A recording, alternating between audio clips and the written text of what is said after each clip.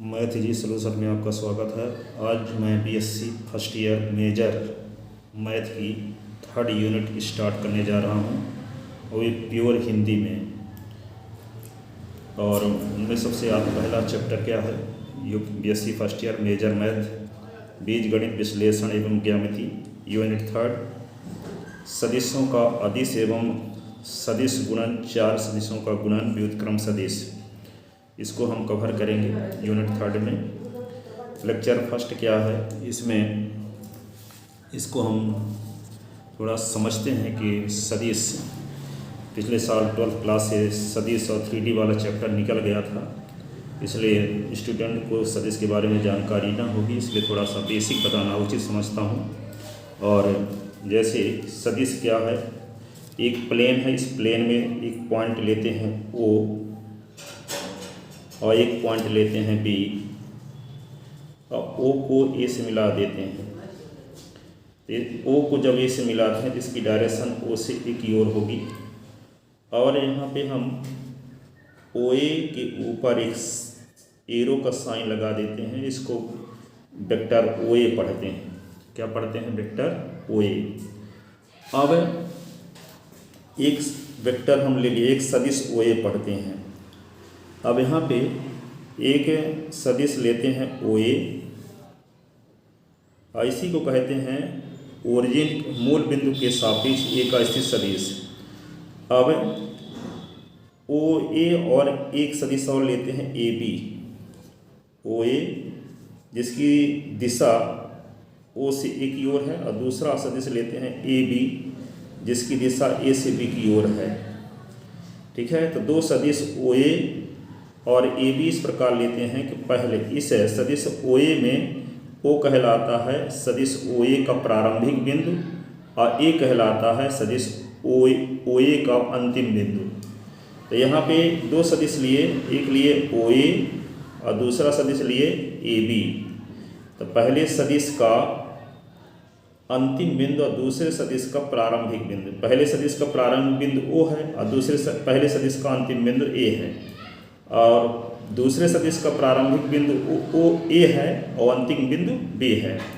तो दो सदिश OA और AB इस प्रकार हैं कि पहले सदिश का अंतिम बिंदु और दूसरे सदिश का प्रारंभिक बिंदु संपाती हैं, एक ही स्थान पर हैं। ऐसी स्थिति में पहले सदिश के प्रारंभिक बिंदु और दूसरे सदिश के अंतिम बिंदु को जब मिला देंगे, ये जो वेक्टर OB प्राप्त हुआ, वे सदिश OA और AB का कहलाता है योग या परिणामी सदिश OB क्या कहलाएगा? OA और AB का परिणामी सदिश। तो इसको हम क्या लिखेंगे? OA plus AB is equal to लिखेंगे OB। ठीक है, तो इसे OA और AB का परिणामी, इस नियम को कहते हैं हम सदिश योग का त्रिभुज नियम। तो सदिश योग का त्रिभुज नियम क्या है कि दो सदिश OA और दो सदिश इस प्रकार हों कि पहले सदिश का अंतिम बिंदु दूसरे सदिश का प्रारंभिक बिंदु संपाती हो। तो पहले सदिश के प्रारंभिक बिंदु दूसरे सदिश के अंतिम बिंदु को मिलाने से जो सदिश प्राप्त होता है, वे दिए गए दोनों सदिशों का योग कहलाता है, या दिए गए दोनों सदिशों का परिणामी सदिश कहलाता है। इस नियम को कहते हैं सदिश योग का त्रिभुज नियम। ठीक है, इस प्रकार OA प्लस AB बराबर OB।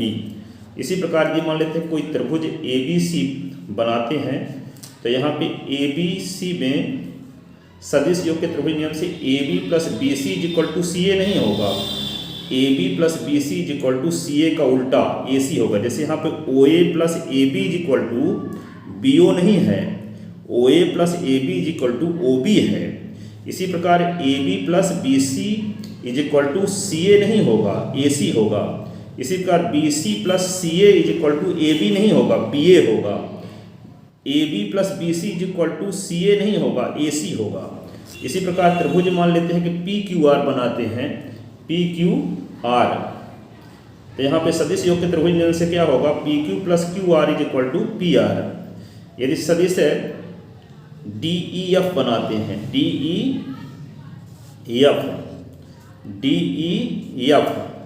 तो यहाँ पे DE plus EF is equal to FD नहीं होगा, एफ डी नहीं होगा, क्या होगा, डी एफ होगा। A D E plus E F is equal to, यहाँ पे क्या होगा, एफ डी नहीं होगा, क्या होगा, डी एफ। इस प्रकार हम कह सकते हैं कि O A plus A B is equal to B O नहीं होगा, क्या होगा, ओ बी।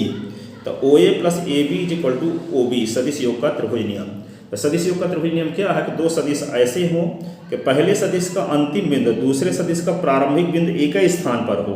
तो पहले सदिश के प्रारंभिक बिंदु दूसरे सदिश के अंतिम बिंदु को मिलाने से जो सदिश प्राप्त होता है वह दिए गए दोनों सदिशों का योग फल कहलाता है। इसे हम कहते हैं सदिश योग का त्रिभुज नियम।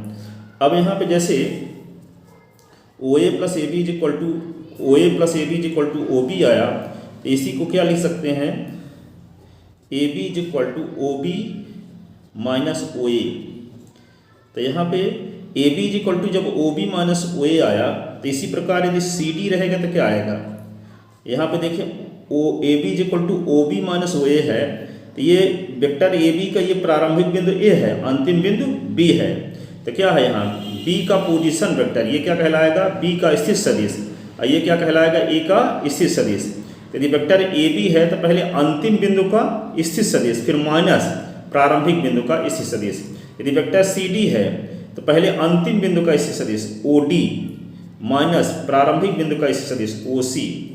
जैसे यहाँ पे वेक्टर पी क्यू है तो पहले अंतिम बिंदु का स्थित सदिश O Q minus O P, ऐसे, ठीक है। एक सदिश मान लो आर एस है तो क्या लिखेंगे, पहले ओ एस माइनस क्या लिखेंगे, ओ आर। यदि मान लेते हैं कि ए है तो ए है तो क्या लिखेंगे, पहले अंतिम बिंदु का स्थित सदिश ओ ए माइनस ओ ए, तो क्या हो जाएगा, जीरो वेक्टर। इस प्रकार ए वेक्टर इज इक्वल टू क्या लिख सकते हैं हम, जीरो वेक्टर, जीरो वेक्टर। इसी प्रकार यदि हम एक त्रिभुज बनाते हैं ए बी सी, त्रिभुज ए बी सी, तो त्रिभुज ए बी सी में क्या होता है, A B plus vector A B plus vector B C plus vector C A is equal to zero होता है। क्या होता है, A B plus B C plus C A is equal to, इसमें क्या होगा, जीरो वेक्टर। तो कैसे होता है, जैसे हम इसमें सदिश योग के त्रिभुज नियम से क्या होगा, ए बी और plus B C is equal to क्या लिखेंगे, सी ए नहीं, A B plus B C is equal to क्या होगा, ए सी, सदिश योग के त्रिभुज नियम से। तो दोनों साइड में वेक्टर सी ए जोड़ देते हैं, तो A B plus B C और प्लस सी ए इधर जोड़ दिए तो इधर भी जोड़ना पड़ेगा, ए सी और प्लस सी ए सी प्लस सी ए। तो यहाँ पे देखिए, यहाँ पे क्या लिखते थे कि जब ओ ए प्लस ए बी रहता है तो हम क्या लिखते हैं, इसका ओ बी लिखते हैं। तो ओ बी क्यों लिखते हैं, पहले सदिश का अंतिम बिंदु छोड़ देते हैं, दूसरे सदिश का प्रारंभिक बिंदु छोड़ देते हैं। तो पहले सदिश का प्रारंभिक बिंदु ओ है, अंतिम बिंदु ए है, दूसरे सदिश का प्रारंभिक बिंदु ए है और अंतिम बिंदु बी है। तो जब दोनों का परिणामी लिखते हैं तो पहले सदिश का अंतिम बिंदु छोड़ दिए और दूसरे सदिश का प्रारंभिक बिंदु छोड़ दिए। तो इसका ए छोड़े, इसका ए छोड़े तो क्या बचा, ओ बी। तो जब यहाँ पे ए सी है, वेक्टर ए सी है और वेक्टर सी ए है, तो सदिश योग के त्रिभुज नियम जब लगाएंगे तो पहले सदिश का अंतिम बिंदु सी छोड़ेंगे और दूसरे सदिश का प्रारंभिक बिंदु सी छोड़ेंगे, तो बचेगा क्या, ए। और ए को हम क्या लिख सकते हैं, जीरो वेक्टर, जीरो वेक्टर लिख सकते हैं। क्यों लिख सकते हैं, क्योंकि ए वेक्टर को क्या लिख सकते हैं हम, ए को लिखेंगे ओ ए माइनस ओ ए, और ओ ए माइनस ओ ए क्या हो जाएगा, जीरो, ठीक है। यदि कहीं भी वेक्टर ए बी है, इस वेक्टर ए बी को यदि आप बी ए लिखना चाहते हो तो माइनस लगाना पड़ेगा, माइनस वेक्टर बी ए, ठीक है। इसके लिए कुछ महत्वपूर्ण बातें ये हैं, एक समतल में दो बिंदु O और A लिया, O को A से मिलाया, तो OA के ऊपर एरो साइन लगा दिए, को सदिश OA पढ़ते हैं। इसे मूल बिंदु O के सापेक्ष A का स्थित सदिश भी कहते हैं।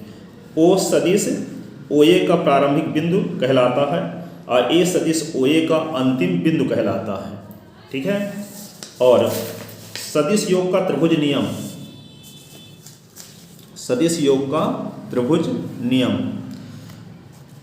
क्या है, दो सदिश ऐसे हों कि पहले सदिश का अंतिम बिंदु दूसरे सदिश का प्रारंभिक बिंदु संपाती हो, तब पहले सदिश के प्रारंभिक बिंदु और दूसरे सदिश के अंतिम बिंदु को मिलाने से जो सदिश प्राप्त होता है उसे दिए गए दोनों सदिशों का योग या परिणामी सदिश कहते हैं। जैसे त्रिभुज OAB में दो सदिश ऐसे हैं कि पहले सदिश का अंतिम बिंदु, पहला सदिश OA है, इसका अंतिम बिंदु A है, दूसरा सदिश AB है जिसका प्रारंभिक बिंदु A है। तो पहले सदिश का अंतिम बिंदु दूसरे सदिश का प्रारंभिक बिंदु A के स्थान पर है। तो पहले सदिश के प्रारंभिक बिंदु और दूसरे सदिश के अंतिम बिंदु को मिलाने से जो सदिश प्राप्त हुआ OA-OB, ये कहलाएगा OA और AB का योगफल। तो ये परिणामी सदिश कहलाएगा OA और AB का। तो यहाँ पे OA plus AB equal to OB। तो इस नियम को हम क्या कहते हैं? सदिश योग का त्रिभुज नियम कहते हैं। तो इसी से क्या मिला? AB equal to OB minus OA उधर चला गया तो माइनस। सिमिलरली इसी प्रकार CD को क्या लिख सकते हैं? अंतिम बिंदु का पोजीशन बाय अंतिम बिंदु का स्थित सदिश माइनस प्रारंभिक बिंदु का स्थित सदिश, तो OD माइनस OC। PQ को क्या लिख सकते हैं? अंतिम बिंदु का स्थित सदिश माइनस प्रारंभिक बिंदु का स्थित सदिश। RS को क्या लिख सकते हैं?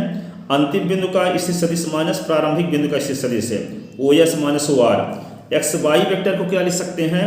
OY माइनस OX, अंतिम बिंदु का स्थित सदिश माइनस प्रारंभिक बिंदु का स्थित सदिश है।